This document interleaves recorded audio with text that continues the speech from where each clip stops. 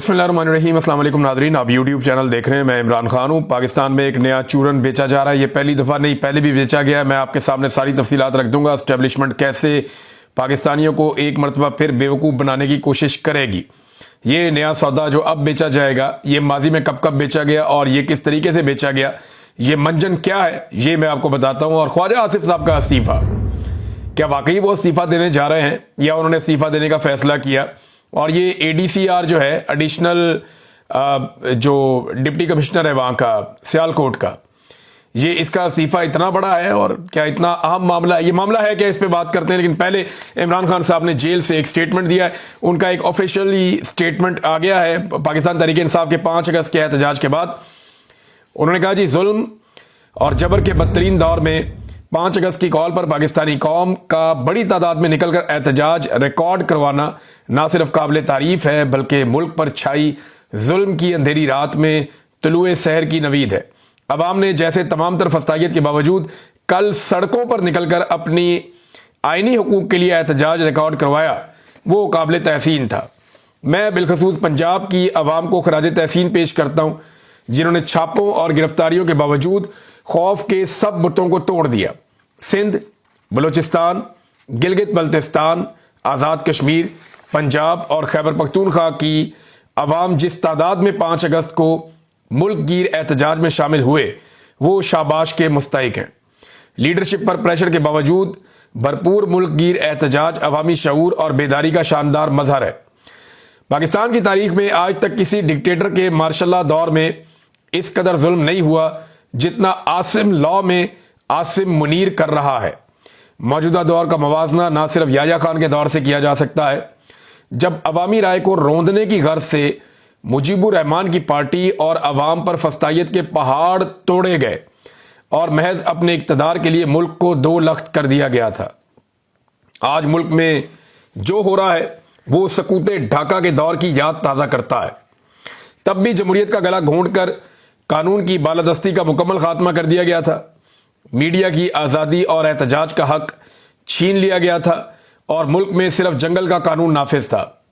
इस जबर के निज़ाम से निजात सिर्फ तब मुमकिन है जब ये कौम यकजा होकर खड़ी होगी। हमारी तहरीक का अगला अहम दिन 14 अगस्त है। ये वो दिन है जब हमारे आबाओ अजदाद ने कुर्बानियां देकर अंग्रेज़ों से तो आज़ादी हासिल कर ली थी, लेकिन कौम आज तक हकीकी आज़ादी से महरूम है। इस मुल्क में जब तक आइन और कानून की बहाली नहीं होगी, आज़ादी नहीं मिलेगी। 14 अगस्त को वतन अजीज में जारी फस्तायत के खिलाफ पूरी कौम एक मरतबा फिर भरपूर अंदाज में निकले।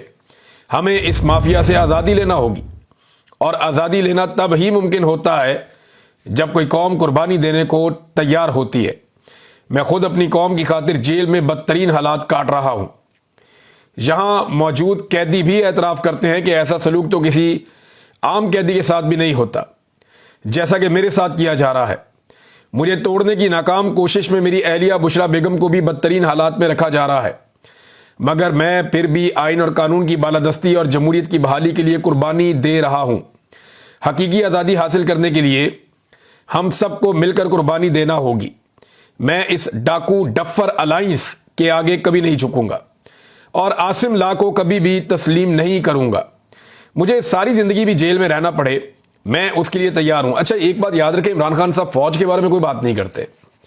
वो फौज को बुरा नहीं कह रहे, बल्कि वो कई दफा कहते हैं कि मुल्क भी मेरा, फौज भी मेरी। वो आसिम मुनीर के खिलाफ बात करते हैं और वो फौज को और आसिम मुनीर को अलग अलग रख के देखते हैं। जो मैंने समझा इमरान खान साहब के पिछले चंद ट्वीट्स में, मुझे यह समझ आया कि इमरान खान साहब अब आसिम मुनीर को और फौज को 2 अलग अलग एंटिटीज देखते हैं। उन्हें लगता है कि वो फौज को, बल्कि वो कहते भी हैं कि फौज के इदारे को तबाह कर रहे हैं आसिम मुनीर साहब और नुकसान पहुंचा रहे हैं। यही बात जो है वो उसने भी की थी गंडापुर साहब ने, लेकिन बाद में उन्होंने बात को ट्विस्ट दे दिया। याद रखें कि बहादुर कौमों को दुनिया में कोई ताकत शिकस्त नहीं दे सकती। तमाम पाकिस्तानी जेल जाने का खौफ अपने दिल से निकाल दें।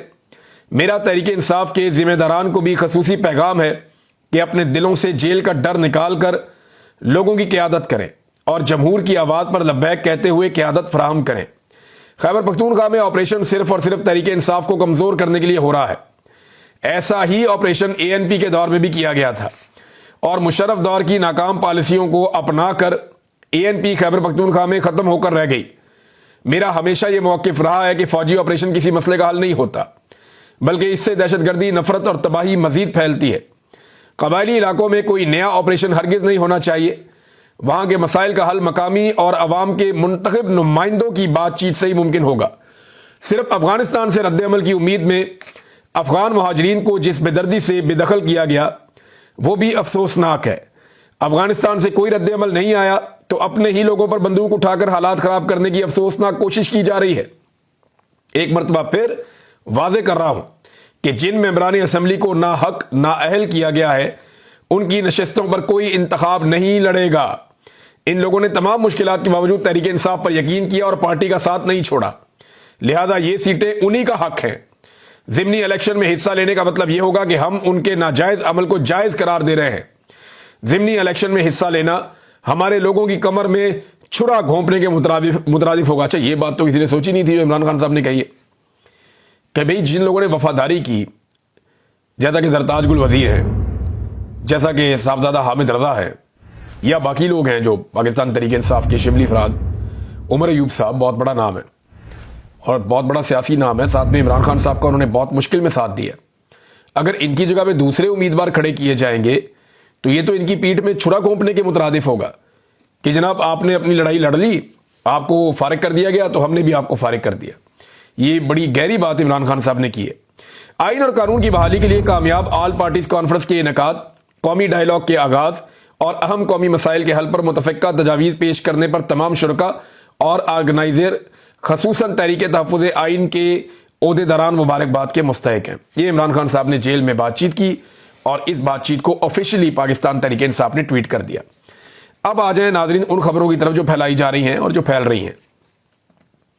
जाहिद गिशकोरी साहब की खबर देख लें, फिर यह खबर मोहम्मद मालिक साहब ने दी, फिर कुछ और लोगों ने भी दी। मोहम्मद मालिक साहब फरमाते हैं कि 2 लिस्टें बन रही हैं और ये लिस्टें जैसे उन्होंने बात की तो उनसे अंदाज़ा होता है कि वो एस्टेब्लिशमेंट की बात कर रहे हैं। जून और जुलाई में 2 बड़ी अहम मीटिंग्स हुई और ये बड़ी अहम शख्सियत ने मीटिंग की। अहम शख्सियत पाकिस्तान में आर्मी चीफ होता है और कोई अहम नहीं होता। तो बहरहाल ये तो अब वो बता सकते हैं, लेकिन पाकिस्तानी मीडिया पे आप नाम नहीं ले सकते ना। तो उन्होंने कहा जी, उन्हें बताया गया कि 2000 अरब से ज़ायद पिछले 2-3 सालों में करप्शन हो गई है। ये 2-3 सालों में, जब से आर्मी चीफ हैं आसिम मुनीर साहब और जब से रिजीम चेंज ऑपरेशन किया था जनरल बाजवा ने, तब से लेकर अब तक 2000 अरब से ज़ायद की करप्शन होगी। उनको ये बताया गया। फंड में करप्शन और इदारों के लोग शामिल हैं, जो फंड तरक्याती दिए जाते हैं उसमें भी करप्शन हो रही है। इदारों के लोग भी बीच में शामिल हैं और इदारा इन्वॉल्व हो गया। इदारा इन्वॉल्व होने का मतलब ये होता है कि फौज इन्वॉल्व हो गई। इदारा एक ही, जब इदारा कभी कोई सहाफ़ी बोले ना कि इदारा ये सोचता है या इदारा ये कहता है, तो इदारे का मतलब होता है फौज। तो कह रहे हैं इदारा इन्वॉल्व हो गया और अब एक लिस्ट बन रही है जिसमें पहले 500 केसेस पकड़े जाएंगे। इनमें कुछ सियासतदान शामिल किए हुए, ब्यूरोक्रेट शामिल किए हैं, लटरम पटरम इधर उधर से, और जनाब रिकवरी की जाएगी। और ये टारगेट रखा गया कि 500 अरब भी पहले रिकवर हो जाए शुरू में, तो ये एक अच्छा स्टार्ट हो जाएगा। ये तो अब एक खबर दी ना। दूसरी, जाहिद गिशकोरी साहब ने खबर दी। उनकी खबर के मुताबिक पाकिस्तानी हुकूमत को 58,000 पाकिस्तानियों के बारे में डाटा मिल गया, जिनके बैरून मुल्क असासे, अकाउंट्स हैं और जायदादें। इन असासों की कुल मालियत 8 अरब डॉलर है और ये 58 ममालिक में फैले हुए हैं। हाजिर और रिटायर्ड सरकारी अफसर भी इस फहरिस्त के अंदर शामिल हैं, जिनकी तादाद 750 है। फहरिस्त में शामिल दीगर अफराद में 56 सियासतदान, 300 बड़े और छोटे ताजिर और 37,000 पाकिस्तानी शामिल हैं, जिन्होंने गुज़िश्ता 15 सालों में अपनी शहरियत तर्क कर दिया, पाकिस्तानी शहरियत छोड़ के बाहर चले गए। अच्छा जी, इसमें यह बता रहे हैं कि 2570 से ज़ायद सरकारी मुलाजमीन, जिनमें ज़्यादातर ग्रेड 16 और इससे ऊपर के अफसरान हैं, या तो वो खुद दौरी शौरियत रखते हैं, 2 मुल्कों की उनके पास नेशनलिटी है, या इनकी शरीक हयात के या बच्चे वहाँ की शहरियत रखते हैं।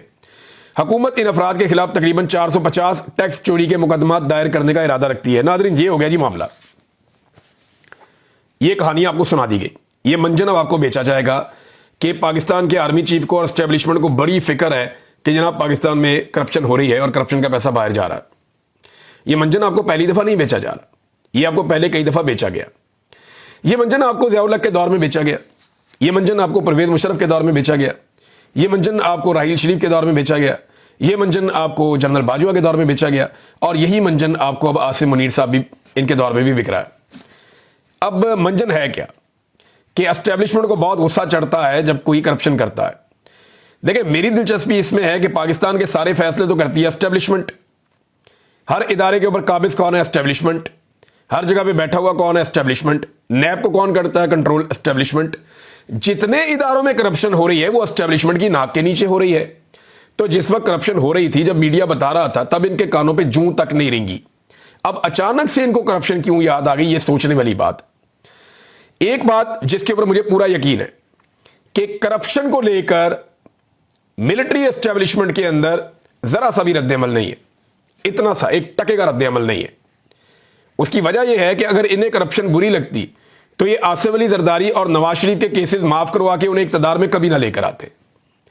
अगर इन्हें करप्शन बुरी लगती तो ये NRO 1 और NRO 2 दोनों NROs कभी ना देते। और ये दोनों NROs किसने दिए? मिलिट्री एस्टेब्लिशमेंट ने दिए। एक दफा मुशर्रफ दौर में हुआ, एक दफा बाजवा के और आसिम मुनीर साहब के दौर में हुआ। तो इसको आप ज़हन में रख लें कि पाकिस्तान की मिलिट्री एस्टेब्लिशमेंट करप्शन को अप्रिशिएट कर सकती है, करप्शन के बिल्कुल खिलाफ नहीं है। वो करप्शन को बुरा नहीं समझते, वो बुरा समझते हैं कि कोई अकेला करप्शन करे, या उन्हें बुरा लगता है कि कोई करप्शन करे और फिर बात भी ना माने। यानी अगर उनकी बात मानते रहे, आप करप्शन करते रहे, प्रॉब्लम ही कोई नहीं है। मुझे खुद मिलिट्री एस्टेब्लिशमेंट के एक बंदे ने यह कहा था कि हमें वो आदमी सूट करता है जो करप्ट होता है, क्योंकि उससे हम बड़े आराम से अपना काम करवा लेते हैं।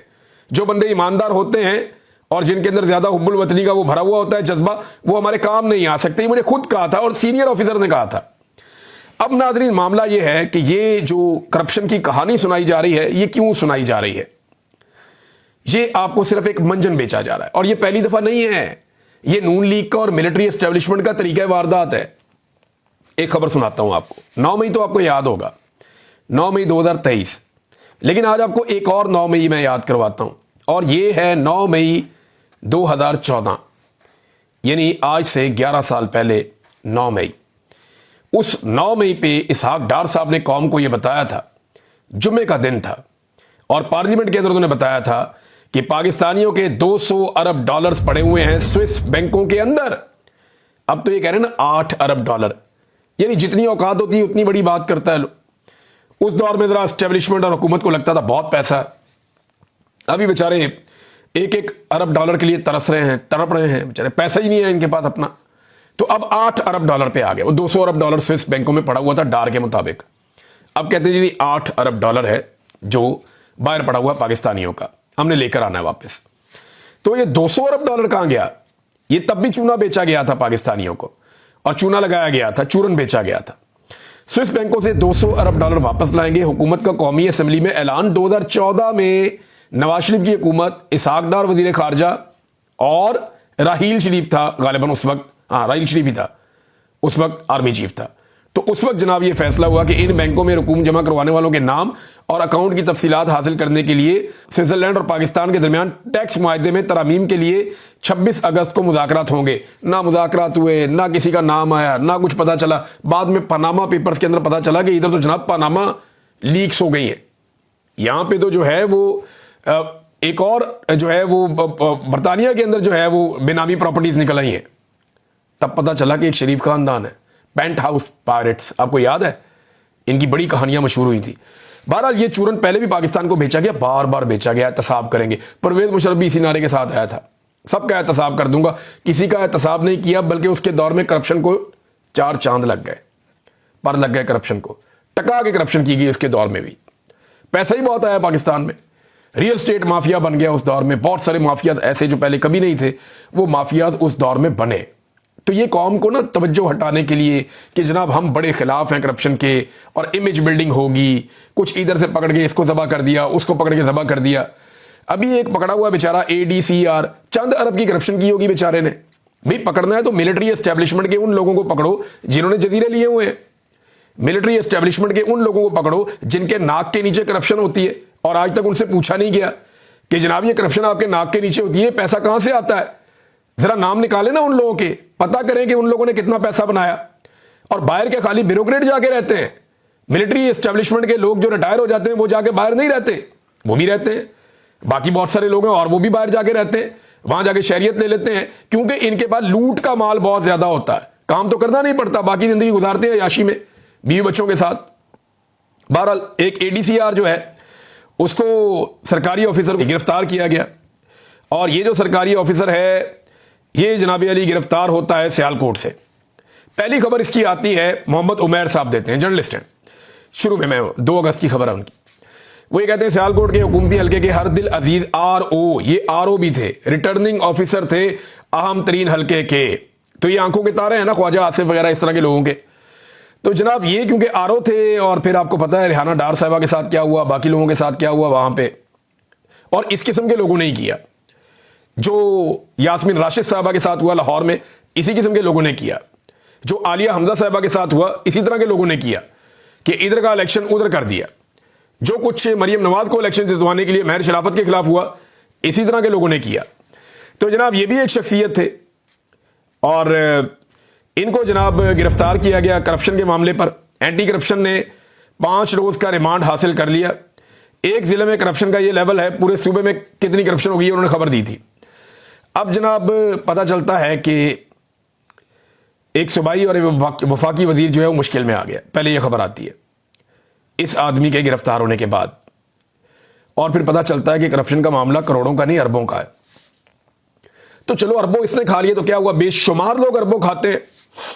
भाई जितने लोगों से आपने 2 नंबर काम करवाया, पाकिस्तान की मिलिट्री एस्टेब्लिशमेंट ने इनसे जाली फॉर्म 47 लिए थे ना RO से। तो जिन्होंने जाली फॉर्म 47 लिए RO से, वो है ना रिस्पॉन्सिबल, क्योंकि इन्होंने तो जालसाजी कर दी। अब तो ये ब्लैकमेल करेंगे, पैसा बनाएंगे।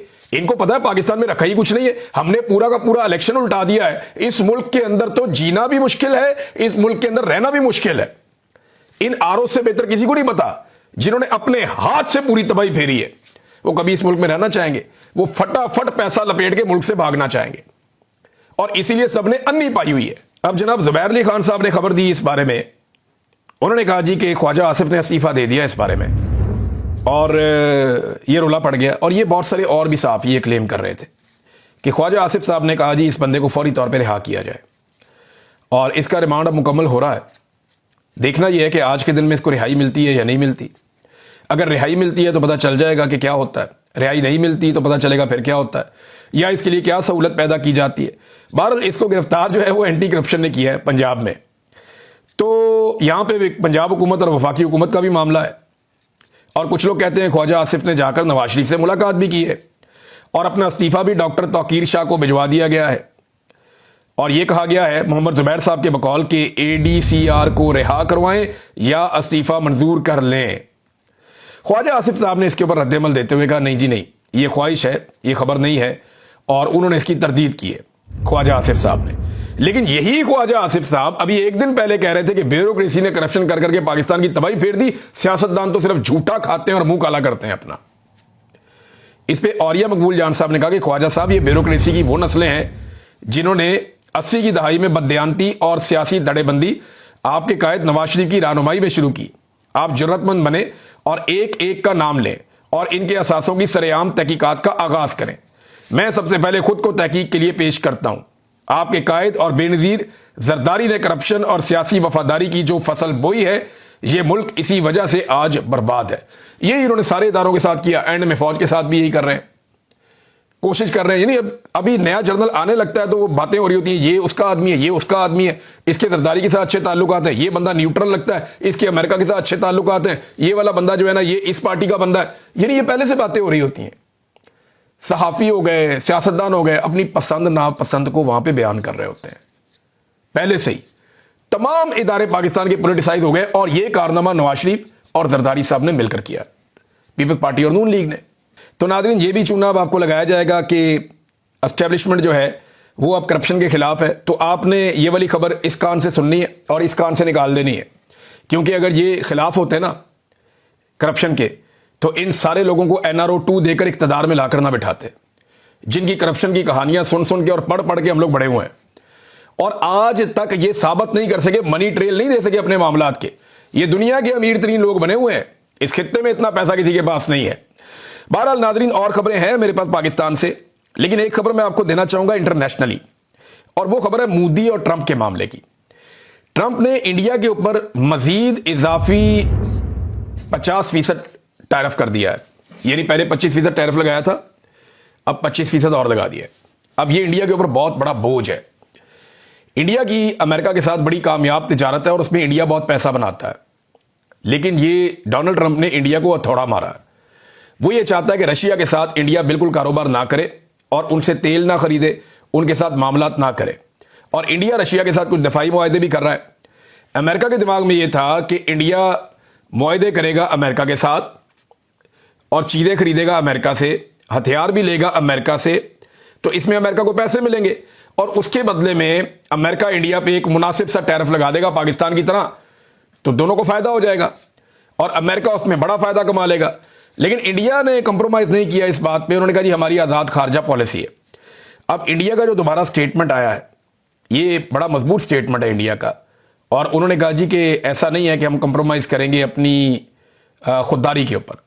भारत का जो रद्द-ए-अमल है वो ये है कि वज़ीर खारजा ने, उनकी वज़ारत खारजा ने डोनाल्ड ट्रंप के इस इक़दाम पर एलामिया जारी किया, जिसमें इस फैसले को गैर मुनासिब करार देते हुए अपनी मुल्की मफादात और इक़्तिसादी सलामती को महफूज रखने के लिए हर ज़रूरी कदम उठाने के अज़म का इजहार किया।